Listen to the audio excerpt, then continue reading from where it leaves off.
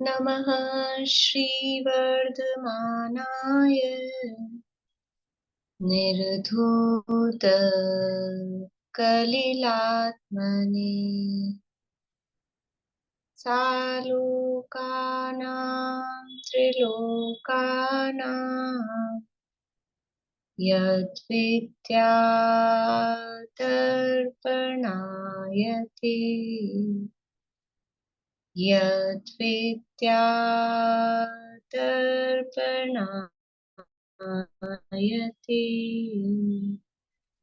सकल पाप मल प्रक्षालक श्रीवर्धमान को करुण नमन लोकालोक प्रकाशित करने जिनकी विद्या है दर्पण जिनकी विद्या है दर्पण।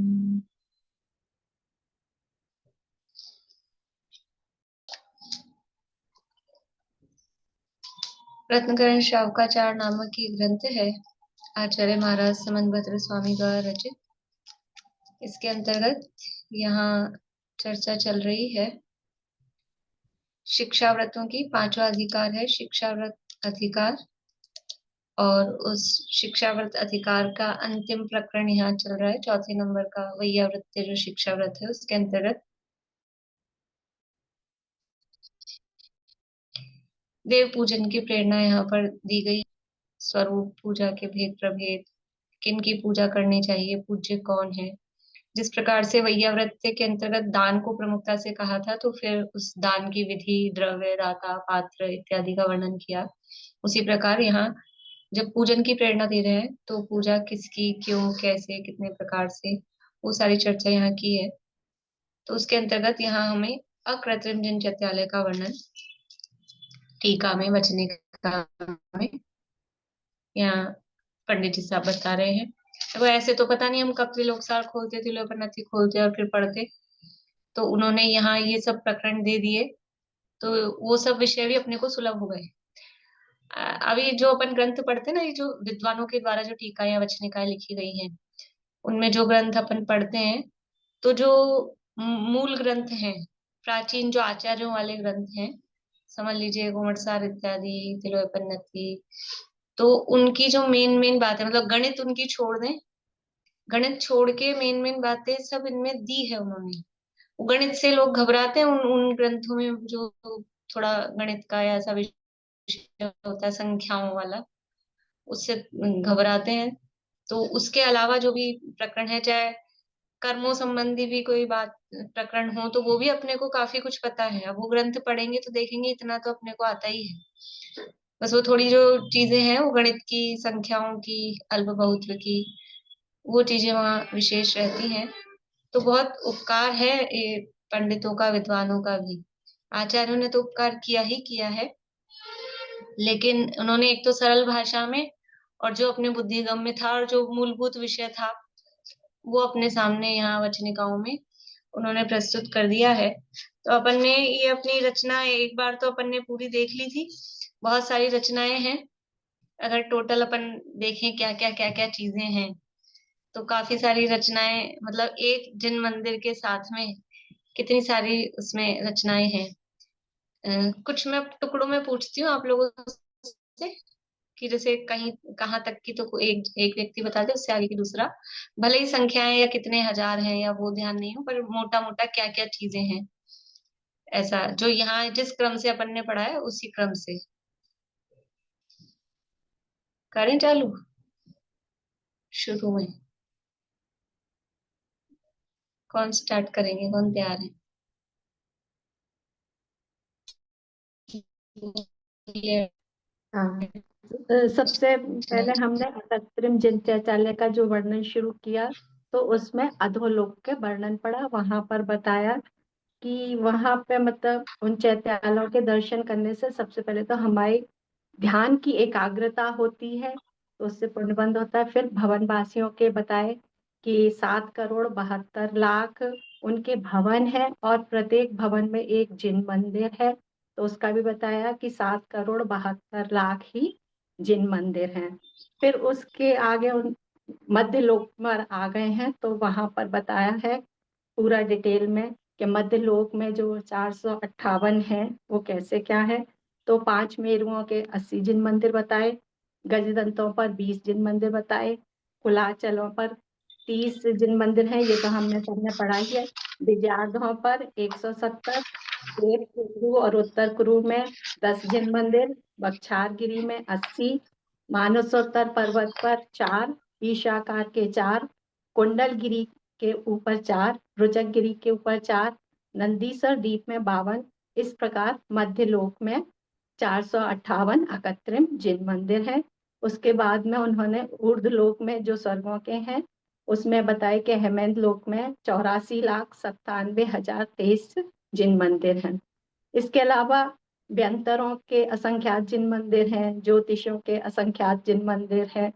तो टोटल जो गिनती में आते हैं वो हैं 8,56,97,481। इसके अलावा व्यंतर और ज्योतिषों के असंख्यात जिन मंदिर। बड़े बहुत अच्छे। हाँ बोलिए सुल्तान के आगे। फिर 3 प्रकार के जिनालय बताया, उत्कृष्ट, मध्यम और जघन्य। उत्कृष्ट की बताया 100 योजन लंबाई है और 50 योजन चौड़ाई है, और फिर उसकी चौड़ाई और लंबाई का आधा करके उसकी ऊंचाई है। फिर उस प्रकार मध्यम में है 50 योजन उसकी लंबाई है और 25 योजन चौड़ाई है, और फिर उनकी लंबाई और चौड़ाई का आधा करके उसकी ऊंचाई है। ऐसे ही जघन्य का बताया है। जघन्य का 25 योजन लंबाई है, 12.5 योजन चौड़ाई है, और फिर उसका आधा लंबाई और चौड़ाई का आधा करके उसकी ऊंचाई है। इस प्रकार 3 प्रकार के बताए। और फिर उत्कृष्ट में बताए, फिर उत्कृष्ट में इसमें भद्रसाल वन में, उत्कृष्ट में भद्रसाल वन है, नंदन वन है, और ऊर्ध्वलोक में है, और ऊर्ध्वलोक है, और सोमनाथ वन में, ये उत्कृष्ट में है। और मध्यम में है मतलब जिनालय परमान नहीं जिनालय है। नंदीश्वर नाले नंदीश्वर।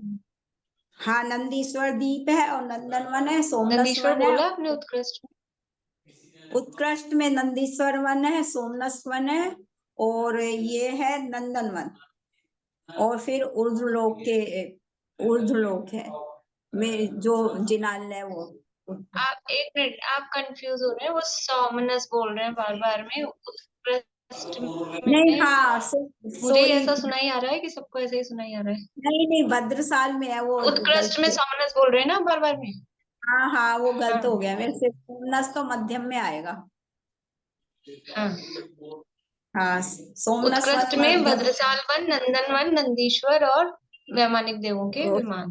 वैमानिक देवों के जिनालय। और फिर मध्यम में सोमनाथ वन है, रुचक्कर द्वीप है, कुंडलवर द्वीप है, और वछारगिरी है, और ईश्वाकार पर्वत के है। और फिर है जगन्य में है पांडुकशिला के जिनालय है, बस उसमें एक ही है जगन्य में। और फिर बाकी पछाड़ उस पर है, विजयाट पर्वत पर है, और सालमली और जम्बू द्वीप के वृक्ष वृक्ष पर है, वो एक कोस परमान की है जिनालय।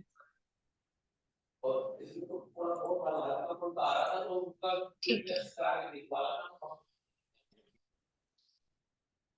अब मंदिर की रचना बतानी, थोड़ा शॉर्ट में बताइएगा, संख्याएं भले ही रहे छोड़ के।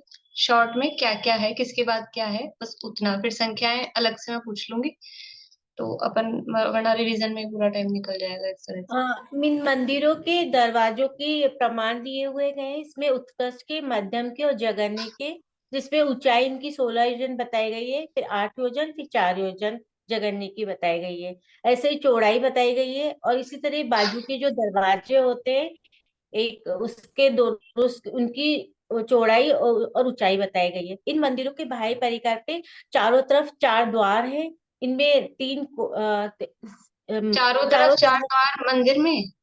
जिन भवनों के चारों तरफ 4 द्वारों पर सहित मणिमयी 3 भवन कोट। के चारों तरफ द्वार किस चीज में है, कहाँ है द्वार?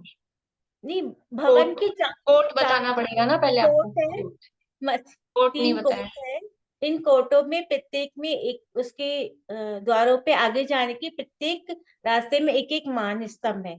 फिर उसके बाद एक एक स्तूप है। इन कोटों के भीतर एक पहले एक स्तूप नहीं है, नोनो दोनों नोनो स्तूप है, नोनो स्तूप है। उसके बाद में फिर एक कोट के जाने के बाद वन आता है। वन के बाद में दूसरे कोट और तीसरे कोट के बीच में ध्वजा आता है। फिर तीसरे कोट और चैताले के चैताले के बीच में चैत्य भूमि आ जाती है। उसके बाद में इन भवनों में 108 गर्भगृह बने हुए हैं। और ये जो 2 योजन चौड़े और 8 योजन लंबे और 4 योजन ऊंचा देवच गुंबज है।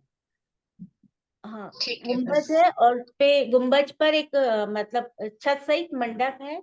और उनमें से 108 गर्भगृह हैं। इन गर्भों पे आदिनाथ की शरीर के बराबर 500 योजन धनुष वाली रत्नों की 108 जिन प्रतिमाएं विराज। ठीक है, बढ़िया।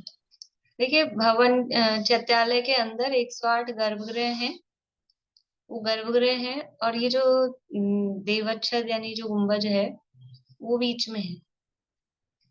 तो वो जो यहाँ लिखा है ना, उन जिन भवनों में 108 गर्भगृह हैं और उन जिन भवनों के बीच में जो रत्नों के खंभों सहित देवच्छद है, और उसमें भी 108 गर्भगृह हैं।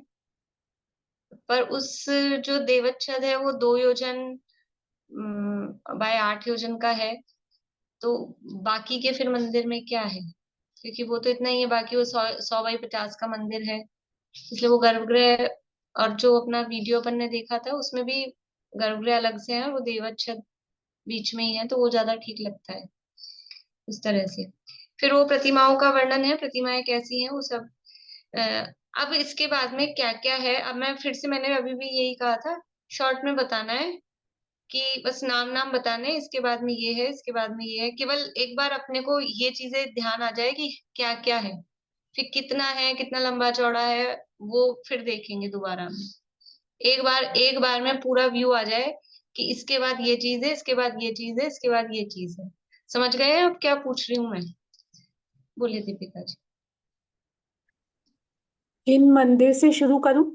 हाँ, यहाँ तक हो गया, इसके बाद अब क्या है? वैसे मंदिर में जो मंदिर में 108 प्रतिमा जिन तक का हो प्रतिमाएं गया, प्रतिमा के बाद अब 108 प्रतिमाएं हैं वहां पर। 32,000 वो घट हैं और सोने चांदी के, और धूप घट हैं। और फिर उसके बाद बाहर मालाएं लगी हुई हैं। फिर उससे बाहर निकलते हैं, मंदिर के गेट के बाहर से निकलते हैं तो वहां पर मुख मंडप है। फिर उसके आगे प्रेक्षण मंडप है। फिर उसके आगे पीठ है, और उस पीठ के आगे स्तूप है। पीठ के ऊपर स्तूप है। और पेट के फिर ऊपर। स्तूप है, वहां पर जिन बिंब विराजमान है। फिर उसके स्तूप के बाद में वृक्ष है, चैत्य हाँ, वृक्ष है। वृक्षों के पीठ है और फिर उसके ऊपर वृक्ष है। हाँ, वृक्ष पीठ है, पीठ के ऊपर वृक्ष है, तो वृक्ष है, चैत्य वृक्ष है, सिद्धार्थ वृक्ष है। फिर ध्वजाएं हैं। ध्वजा होने के बाद में फिर जिन मंदिर है। जिन मंदिर के चारों ओर तालाब है। फिर उससे आगे निकलेंगे तो दोनों साइड में देवों के भवन है, रत्नमयी। पेड़ और आ गए, हाँ। उसके बाद बाहर निकले तो वो ध्वजा वाला कोट कोट आ गया। कोट पे ध्वजा, उसके अंदर ध्वजाएं हैं, 10 तरह की ध्वजाएं हैं। और वो 108 की, एक साइड में 108। इसके बाद बीच में ये जो आया ना, थोड़ा सा रह गया, मतलब ये यहाँ तक हो गए, देवों के भवन हो गए। मतलब चारों तालाब है, तालाब के आगे रास्ते में दोनों साइड भवन है। उसके बाद में फिर वो तोरण तोरण है, और देवों के तोरण दोनों के साइड। आगे फिर कोट है। वो तोरण और उसमें है बोलने का। हाँ, तोरण तोरण और तोरण के बाद में ध्वज ध्वज वाली वो कोट आ गया। कोट के बाद ध्वजाएं हैं, उसमें 10 हम्म। तरह की ध्वजाएं हैं, और वो 108 की संख्या में है। और वो हाँ, 108, एक एक ध्वजा में भी 108 है। और वो 10 तरह की ध्वजाएं हैं। और उस वो जब खत्म, वहां पर भी चैत्य, फिर उसके आगे वन भूमि है। अगले वाले कोट में वन भूमि है, उसमें चैत्य वृक्ष भी है और आम 4 तरह के वन है और उनके साथ चैत्य वृक्ष है, बढ़िया। कल्प वृक्ष है। कल्प वृक्ष है, 10 यहाँ तरह के तक कल्प। बढ़िया, यहाँ तक अपन ने पढ़ा था।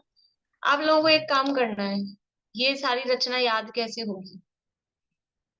तो सबको अपने घर में, अब मतलब ये तो ऐसी चीजें हैं, मतलब कोई ऐसी तो द्रव्यानुयोग की तो बात है नहीं। तो घर में जो भी थोड़ा बहुत इंटरेस्टेड दिखे उसको पकड़ के सुनाना है, आजकल हम ये पढ़ रहे हैं। तो आपको समझ में आ जाएगा, आपको कितना याद हो गया, कहीं अटक गए तो किताब खोल के देख लोगे। ठीक है ना? तो मोटा मोटा तो फिर वो कितने कितने हजार हैं वो भी याद हो ही गए, वैसे अपन काफी दिनों से बोल रहे हैं। तो एक बार मोटा मोटा बताना, फिर थोड़ा बारीकी से बताना कि वो मालाएं कहाँ लटक रही हैं, गेट के साइड में है, पीछे भी हैं, इधर भी हैं, धूपगढ़ कहाँ रखे हैं, थोड़ा सा ऐसे। तो क्योंकि रटेंगे तो रटा नहीं जाएगा। 4 बार मुंह से बोलेंगे ना, 4 बार मुंह से बोलेंगे फिर याद हो जाएगा, मुंह से बोलने से याद होगा। अब ऐसे तो बोल नहीं पाएंगे, तो अच्छा है कि किसी को रचना बता दें कि ऐसा होता है कृत्रिम जिनचैत्यालय, क्या क्या होता है वहां, देखो। और घर में नहीं कोई दिखे तो फोन पे किसी को फोन तो करते ही हैं, अपने मम्मी को, बेटी को, बहन को, उसको सुना देना फोन पे। ठीक है ना? तो मतलब अपने को भी क्लियर होगी कैसी क्या रचना है, और वो थोड़ा याद भी हो जाएगा। इसलिए मैंने अभी पूछा, मतलब मोटा मोटा अपने को ये क्या क्या चीजें हैं, इतना सारा वहां उसमें वर्णन है। और फिर बीच में उनके अंदर क्या क्या थे, एक ये और था ना, नर्तन मंडप, सामायिक का स्थान, वंदना का स्थान, गीत साधन करने का स्थान, क्रीड़ा करने का स्थान, पट्टशाला, चित्रामशाला, ये सब भी उसके अंतर्गत वहीं पर। और तोरण जो था, उस तोरण के भी दोनों साइड देवों के भवन और बने हुए हैं। इतनी सारी ये सब रचनाएं हैं। और बारीकी में वो संख्याएं वगैरह भी याद रखनी है थोड़ी अपने को, कितने कितने हजार।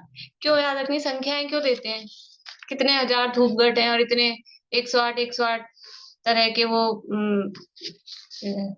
अपने ये मंगल द्रव्य वगैरह हैं, महिमा आती है। सम्यक दर्शन में निमित्त बताया है, जिन महिमा दर्शन, जिन दर्शन तो है ही, जिन महिमा दर्शन, कि ऐसे नहीं भी एक आध दो रखी हैं कोई चीजें, रत्नों के, सोने चांदी की, और इतने इतने हजारों की संख्या में। और कहाँ रखी हैं, किसके लिए रखी हैं, कि भगवान का इस तरह का, मतलब देवों के द्वारा ही अकृत्रिम रचना है, लेकिन वहां सब इतना वैभव जो मांगता है उसको नहीं मिलता है, और जो त्याग के बैठे हैं वहां सब अपने आप ही, ये सारी ये दुनिया का वैभव, ये जड़ है, धूल है, वो अपने आप ही आके समझ लो वहां समर्पित होता है। तो इससे हमको भगवान की महिमा आती है कि वो जिन्हें भगवान 3 लोक में सर्वश्रेष्ठ हैं। क्योंकि वो जिससे दुनिया में हम सर्वश्रेष्ठ सामग्री मानते हैं, सोना चांदी रत्न हीरा जवाहरात, वो वहां ऐसे पड़ी हैं कचरे की जैसे, मतलब कोई देखने वाला नहीं है वहां। तो उनकी वो कितने महान हैं, और उनकी वितरागता कितनी महान है, उसकी थोड़ी हमको महिमा आती है, तो वो सम्यक दर्शन में निमित्त बनती है। या कृत्रिम जिन चैत्यालय हो, भले ही अपने कृत्रिम जिन मंदिर हो, जिनेंद्र भगवान का दर्शन वो आत्म दर्शन में निमित्त है। और जिन दर्शन इसीलिए किया जाता है, अपना आत्म दर्शन करने के लिए। तो उनकी महिमा आए, उनके स्वरूप का विचार हो, ऐसा इस प्रयोजन से ये सब मंदिर बनाए जाते हैं।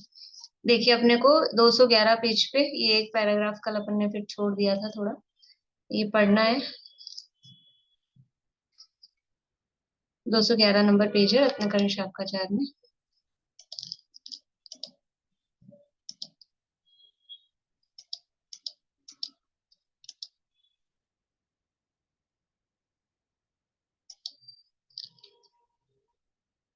यहाँ तक हो गया था कि जो दूसरे दूसरे कोट के बीच में वन भूमि है, तो 4 तरह के वन हैं। और ये वन कोई वनस्पति कायिक नहीं है, सब पृथ्वी कायिक रत्नों के ही वन है। जो पत्ते हैं वो ग्रीन कलर की जो मणि होती है, मरकत मणि, उसके पत्ते हैं। जो फूल वगैरह रेड है वो मूंगा में, डालियां मूंगा की, इस तरह की। और कल्प वृक्ष भी वहां पर, भोजनांग आदि 10 प्रकार के कल्प वृक्ष हैं। उन चारों वनों में 4 चैत्य वृक्ष हैं। देखो चैत्य वृक्ष, सारे ही वृक्ष चैत्य वृक्ष नहीं होते, वृक्ष तो बहुत सारे हैं वन में, लेकिन हर वन में एक चैत्य वृक्ष है। और वो चैत्य वृक्ष भी कितना ऐसा नहीं बस एक पेड़ है सिंगल, वो भी पूरा वही जो परिकर उसका होता है। तो ये वे वृक्ष 3 पीठों के ऊपर है तथा 3 कोट सहित हैं। उन वृक्षों के शाखा, पत्ते, फूल, फल रत्नमयी हैं। फल भी, फूल भी, पत्ते भी सब कैसे हैं? रत्नमयी हैं। तथा ये चारों ही वनों के बीच में स्थित है। चारों वनों में बीच में ये चैत्य वृक्ष स्थित है। उन 4 चैत्य वृक्षों की मूल में चारों दिशाओं में पल्यंकासन में सिंहासन पर छत्र, प्रातिहार्य आदि सहित 4 जिनेंद्र की प्रतिमाएं हैं। पल्यंकासन यानी पद्मासन में, पद्मासन में वो वहां पर 4 प्रतिमाएं सिंहासन पर विराजमान है, अष्ट प्रातिहार्य छत्र आदि से सहित। तो ये प्रातिहार्य सहित लिखा है ना, इससे समझ में आ रहा है कि ये चैत्य वृक्ष है, सिद्धार्थ वृक्ष नहीं है। यानी ये अरहंत प्रतिमाएं यहाँ पर विराजमान है। जो प्रतिमाएं प्रातिहार्यों से और मंगल द्रव्यों से सहित होती हैं, मुख्य रूप से प्रातिहार्य, अष्ट प्रातिहार्य से जो सहित होती हैं वो अनंत प्रतिमाएं होती हैं, और जो अष्ट प्रातिहार्यों से रहित होती हैं वो सिद्ध प्रतिमाएं होती हैं। अपने यहाँ तो अपन पहचान सकते हैं, वो इजी है। अपने यहाँ अनंत प्रतिमाएं के सिद्ध प्रतिमाएं ये पहचानना इजी है, क्योंकि हमारे जो प्रतिमाएं होती हैं उनमें सब में चिन्ह होते हैं। बैल का होगा कि हाथी का होगा कि शेर का होगा कि शंख का होगा, चिन्ह होते हैं। और यहाँ छाती पे, सीने पे वो एक ऐसा डायमंड जैसा एक बना होता है श्रीवत्स चिन्ह, वो भी तीर्थंकरों के ही होता है। तो उससे हमको समझ में आ जाता है। और सिद्ध प्रतिमा होती है तो उसमें चिन्ह कुछ भी नहीं होता, नीचे लिख देते हैं सिद्ध परमेश्वरी या सिद्ध भगवान ऐसा करके। तो अपने यहाँ तो इजी है, पर वहां पे कौन सा चिन्ह होता है प्रतिमाओं पे? अनंत प्रतिमा वहां पर है, चिन्ह कौन सा होता है? हाथी का होता है, बैल का होता है कि शेर का होता है? बैल का होता होगा वही ज्यादा, कि वहां कौन सा चिन्ह बना है? वो तो अनादि अनंत है। ये तो इस चौबीसी के ऐसे चिन्ह है, अगली चौबीसी के कुछ और चिन्ह होंगे, पिछली चौबीसी के कुछ और चिन्ह थे, तो वहां चिन्ह नहीं होते हैं, यही चिन्ह है। ये अनंत प्रतिमा है कि सिद्ध प्रतिमा है, उसका चिन्ह क्या है? ये अष्ट प्रातिहार्य सहित है तो अनंत प्रतिमा है, अष्ट प्रातिहार्य से रहित है तो सिद्ध प्रतिमा है।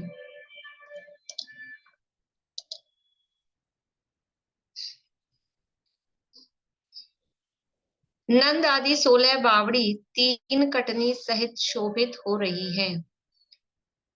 अब यानी ये 16 बावड़ी यहाँ जो कही है, तो ये एक एक वृक्ष की चारों दिशाओं में एक एक बावड़ी, तो एक वृक्ष के साथ 4 बावड़ी, तो 4 दिशाओं के 4 वृक्ष हैं, तो ये 16 बावड़ियां यहाँ पर बताई गई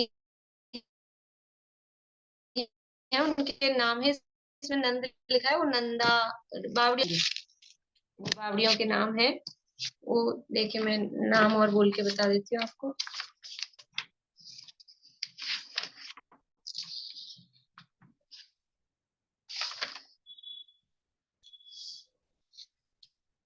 नाम नहीं दिए, वही दिया नंदा आदि 16 वापिकाएं, नाम नहीं दिए तो इन्होंने भी नहीं दिए।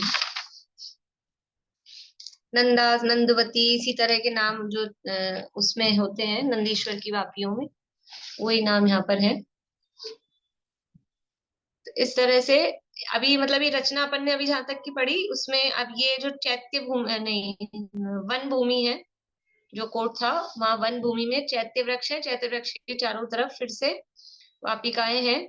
और फिर अब वन की भूमि में द्वारों से आने के मार्ग रूप जो वीथी है, यानी जो रास्ता है, उसके बीच में 3 कोट सहित 3 पीठों के ऊपर धर्म के वैभव सहित मस्तक पर चारों दिशाओं में 4 जिन प्रतिमाओं को धारण किए मान स्तंभ है। जो अपन ने शुरू में पढ़ा था कि 3 कोट हैं, उन 3 कोटों के में हर दिशा में एक एक दरवाजा है, तो उस दरवाजे के आगे मान स्तंभ है। ये वही मान स्तंभ है कि मान स्तंभ का मतलब ये है वहां ऊपर जिन प्रतिमाएं विराजमान है, तो वो मान स्तंभ भी 3 कोट सहित, यानी मान स्तंभ की भी 3 बाउंड्री वॉल है, और फिर उसके ऊपर 3 पीठ है। पीठ अब सबको समझ में आता है? पीठ सबको समझ में आता है? पीठ का मतलब है चबूतरा टाइप, और नीचे वाला सबसे चौड़ा, फिर बीच वाला उससे थोड़ा सकड़ा और सबसे ऊपर वाला और सकड़ा, तो जिससे कि उसमें बीच में गैप बन जाता है, जिसे कटनी कहते हैं। तो ऐसा 3 पीठ सहित रचना सबने देखी है मानस स्तंभ की, या समझ लीजिए मंदिरों में जो होती है, तो उससे ख्याल में आता है झंडारोहण करते हैं वो भी इसी तरह की जगह होती है। तो 3 पीठ सहित और 3 कोट सहित 3 पीठों के ऊपर धर्म के वैभव सहित मस्तक पर चारों दिशाओं में 4 जिन प्रतिमाओं को धारण किए मानस स्तंभ है। धर्म के वैभव सहित अर्थात बाहरी वैभव तो है ही है, और उस पे धर्म के चिन्ह आदि उस पर उकेरे हुए हैं। इस तरह से वो मानस स्तंभ है। देखिए अब ये जिन मंदिर की अकृत्रिम जिनालय की महिमा श्री राजवार्तिक में कहा है। राजवार्तिक क्या है, पहले इनकी देख लेते हैं, बोलिए। मैम जो ये जो कटनी है वो स्तूप को कटनी बोला गया है ना, तो फिर तो मतलब स्तूप और स्तूप को कहाँ कटनी बोला है? स्तूप को कहाँ कटनी बोला है? तीन कटनी स्तूप को लिए जो 3 कटनी लिए जो रत्न राशि है उसका नाम स्तूप है, इसका क्या मतलब हुआ? 3 कटनी लिए और फिर वो जो स्तूप का मतलब जो भी इसी रत्न तरह का राशि है, स्तंभ जैसा, स्तंभ का जैसा ही होता है ना, उसको स्तूप बोलते हैं। मतलब कटनी नहीं स्तूप होगी ये। स्तंभ, 3 कटनी है और फिर उस पे स्तंभ है, उसका नाम स्तूप है, पर वो रत्नों का है स्तंभ तो को उस स्तूप रत्न राशि। बोलेंगे। हाँ, स्तूप होते हैं ना अपने, जैसे अशोक का स्तूप है, वो फेमस है, तो वो स्तंभ, ऐसा ही है ना स्तंभ। मैं गलत लिख ली वही। थोड़ा। हाँ, मैंने क्या पूछा था?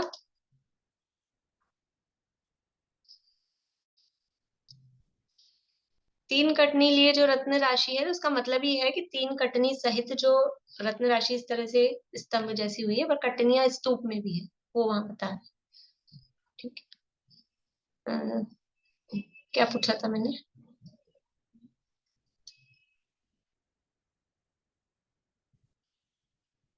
बोलिए पूर्णिमा। राजवार्तिक का पूछ रहे थे आप, राजवार्तिक क्या है करके, तो हाँ तो टीका है राजवार्तिक ना। हाँ तो टीका है किसकी टीका है? तत्व सूत्र की। तत्वार सूत्र की टीका है, किसकी है, किसने लिखी है? वो नाम याद में नहीं है।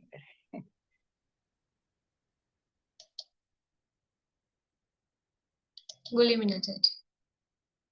ये अकलंक देव का है ना? अकलंक देव, तत्वार सूत्र की टीका है अकलंक देव यानी अकलंक आचार्य की, अकलंक स्वामी की।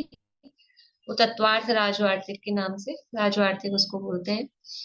उसमें भी वर्णन है, तो उन्होंने अकृत्रिम जिनालय की महिमा का वर्णन करने को कहा कि अकृत्रिम जिनालय की महिमा वर्णन करने को 1000 जिह्वा द्वारा भी कोई समर्थ नहीं है। मतलब ये इतना लिखा है, अपन तो शॉर्ट में 2 मिनट में ये है ये है ये है ऐसे बोल दिया, लेकिन एक्चुअल में वहां जो उसका स्वरूप है और जो वहां वैभव है, ये तो मोटी मोटी चीजें बता दी कि ये कलश रखे हैं, कि मालाएं लटकी हैं, उसके अलावा जाने क्या क्या है, जो भी है छोटी मोटी चीजें वो तो हमने बताई नहीं है। उसकी जो महिमा का जो वर्णन करे तो कोई 1000 जीव भी बनाए तो भी वो समर्थ नहीं है। 1000 जीव भी बनाए मतलब हम कितना बोले, बोल बोल के थक जाएं। अभी कहीं मान लो अपन किसी की शादी में जाते हैं और बहुत समझ लो उसने पैसा लगा के खूब हाई फाई किया हो, तो आके अपन कितना बताते हैं किसी को, मोटी मोटी चीजें बता देते हैं, ये ऐसा था ये ऐसा था, पर वास्तव में तो जो वहां जाता है वो देखता है ये था ये था ये था, वो वैसा ही पता लगता है। तो ऐसे ही अकृत्रिम जिनालय में भी ये तो बहुत स्थूल कथन मोटा मोटा सा बता दिया है, पर वास्तव में बाहरी परिकर और वो तो जो है तो है, पर जिन प्रतिमाओं के दर्शन करते ही वो सब तो भूल जाता है आदमी। उन प्रतिमाओं के आगे बाहरी वैभव सब फीके हैं। वो प्रतिमाएं इतनी समझ लो आकर्षक मनोहारी और अंतर्मुख हैं कि वो है ना, वचन बोलत मनो लसत कालो शरम, और मतलब उनको देखते ही अंतर्मुख होने की, सम्यक दर्शन प्राप्त करने की प्रेरणा मिलती है। वो प्रतिमाएं इतनी ऐसी हैं।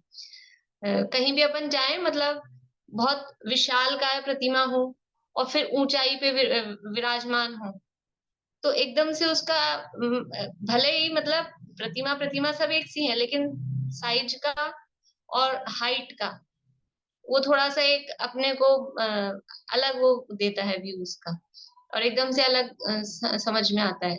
तो ऐसे ही वो 500 धनुष की पद्मासन, और फिर इतनी बराबर पूरी रत्नमयी और अंतर्मुख जैसी हैं, तो प्रतिमाओं को देखते ही एकदम अंतर्मुख होने की प्रेरणा उससे मिलती है। तो उसका वर्णन करने में कोई भी समर्थ नहीं है। सहस्त्राक्ष इंद्र, सहस्त्राक्ष यानी सहस्त्र यानी हजार, अक्ष यानी आंख, आंख के लिए यहाँ कहा है अक्ष। सहस्त्राक्ष इंद्र 1000 नेत्रों को फैलाकर निरंतर देखने पर भी तृप्त नहीं होता। इंद्र 1008 आंख बना लेता है। कब बनाता है? चाहे जब बना सकता है, लेकिन जब तीर्थंकर का जन्म होता है, बाल तीर्थंकर का जब जन्म होता है, तो उस समय वो उनके रूप को देख लें। देखिए इसकी भी इतनी गजब की बात है कि वो तीर्थंकर का रूप यानी इतने सौंदर्यशाली और रूपवान होते हैं कि इंद्र उनके रूप को देख के तृप्त नहीं होता, तो वो 1000 आंख बनाता है। और जो पिताजी होते हैं, तीर्थंकर के पिताजी, वो उनको रूप को देख के वो तृप्त नहीं होते, वो क्या करें, वो आंख बंद कर लेते हैं। वो 1000 आंख बनाकर, ये अपने अपने परिणाम है, ये क्या करें। तो वो देखता है कि मैं तृप्त नहीं हो रहा, तो उसकी अशक्ति है, वो 1000 आंख बनाता है, 1000 आंख बनाकर देखता है। और पिताजी भी देख के कि ये ऐसा बालक का रूप, वो भी तृप्त नहीं हो रहे, तो वो सोचते हैं कि इनको मैं संभालू आंखों में, तो वो आंखें बंद कर लेते हैं। तो सहस्राक्ष इंद्र 1000 नेत्रों को फैलाकर, वो इसी तरह से कृत्रिम जिनालय का भी जो भगवान के दर्शन करने जाता है, तो ऐसा उसको मतलब तृप्ति नहीं होती है, तो 1000 आंखें बनाकर भी निरंतर देखने पर भी तृप्त नहीं होता। ऐसी असीम महिमा के धारक अकृत्रिम जिनालय का वर्णन त्रिलोक सार नामक ग्रंथ से यहाँ अपने शुभ ध्यान की सिद्धि के लिए किया है। इस प्रकार जिन पूजन का कथन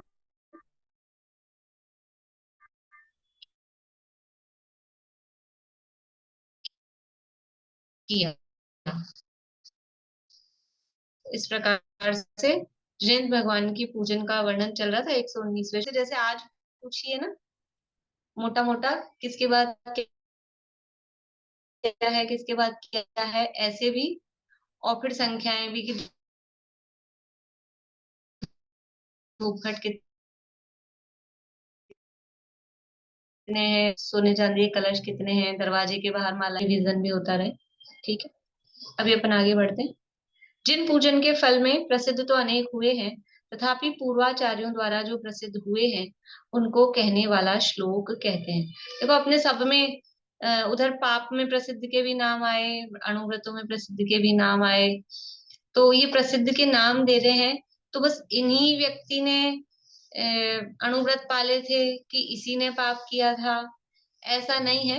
वो खुद ही कह रहे हैं प्रसिद्ध, कि कोई प्रसिद्ध हो गया करने में, तो पाप भी करते हैं सारी दुनिया में लोग, और धर्म भी करते हैं, व्रत आदि का पालन।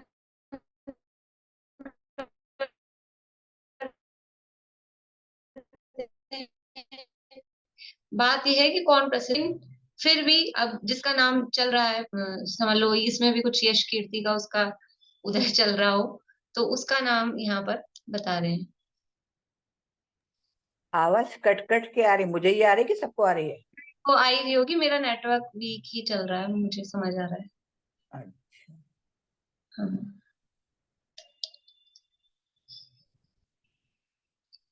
देखिए श्लोक नंबर 120 है, बुलवाती हूँ मैं। सुलोचना अभी बोलिएगा आप। अर्हत् चरण सपर्या अर्हत् चरण सपर्या महानुभावं महात्मनामवदत् महानुभावं महात्मनामवदत्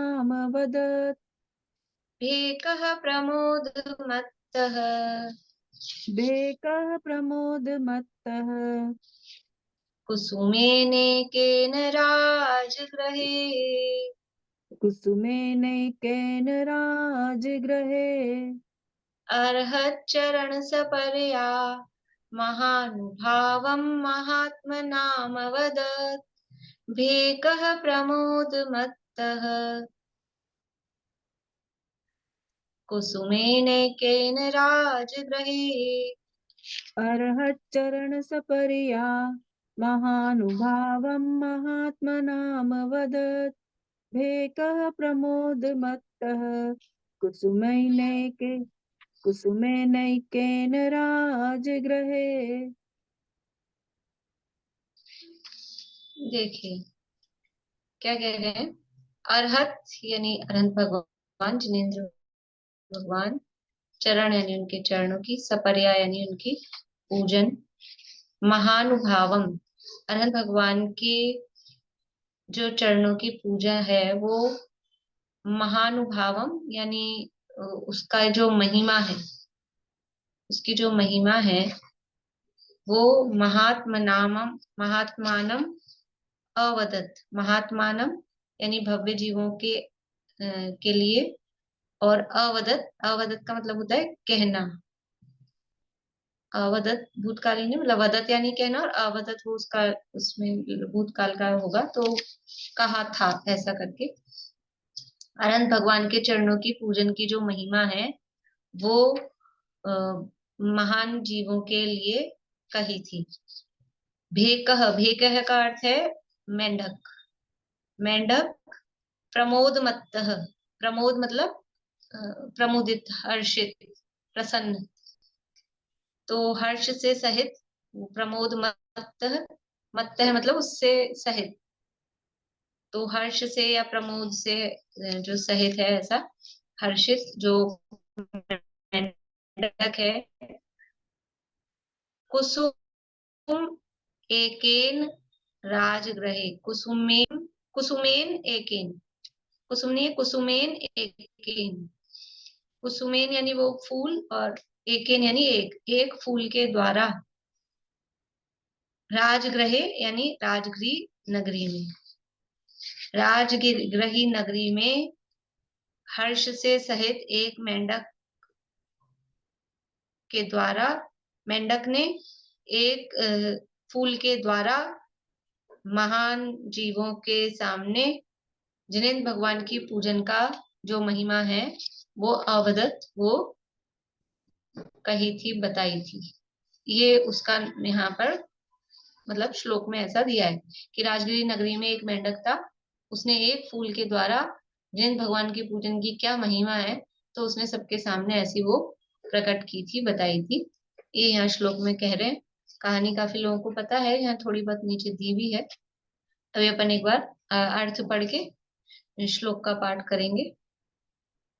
अर्थ पेज नंबर 211 पर है। राजगृह नाम के नगर में जिनेंद्र को पूजने के हर्ष में मस्त, अपनी सामर्थ्य को नहीं जानने वाला एक मेंढक हुआ है, जिसने अरहंत के चरणों की पूजा करने का महान प्रभाव जो भव्य जीव महापुरुष हैं उन्हें प्रकट करके दिखलाया है। मैं बोल रही हूँ, फिर आप लोग सब बोल लीजिएगा एक बार। अर्हत् चरण सपर्या महानुभावं महात्मनामवदत् भेकः प्रमोदमत्तः कुसुमेनैकेन राजगृहे। ये महात्मानम अवदत् शब्द है, तो महात्मानम अवदत् म पे जोड़ देंगे या तो, या फिर महात्मानम अवदत् करके बोल सकते हैं, जैसे बोल पाए आप लोगों से। इस तरह से ये कथा की चर्चा अपन कल करेंगे आगे। कथा तो सरल है और फिर आगे जो भी है कोशिश अगर होगा तो कल पूरा भी कर लेंगे, नहीं होगा तो फिर ना। फिर उसके बाद में अपन परिशिष्ट पढ़ेंगे, तब तक आप लोग रिवीजन करते रहिएगा। तो फिर एग्जाम कब रखेंगे? 3 तारीख हुई आज, 15 तक रख ले या ज्यादा लंबा हो जाएगा? तब तक पढ़ेंगे तो परिशिष्ट तो पढ़ते ही रहेंगे। रिवीजन ज्यादा मुझे कराने का कुछ नहीं है, क्योंकि वो तो सरल ही है विषय, आप लोगों को ही पढ़ना है। ठीक है, चौथे और 5वें 2 अधिकारों का होगा, 3 तक का अपना हो गया था, तो चौथे को थोड़ा लेंगे और 5 को लेंगे। ठीक है, 15 तारीख का रखते हैं एक बार एक प्रपोजल, फिर जो भी होगी आगे पीछे डेट देख लेंगे। आप लोग तैयारी कर लीजिए। जय श्री राम।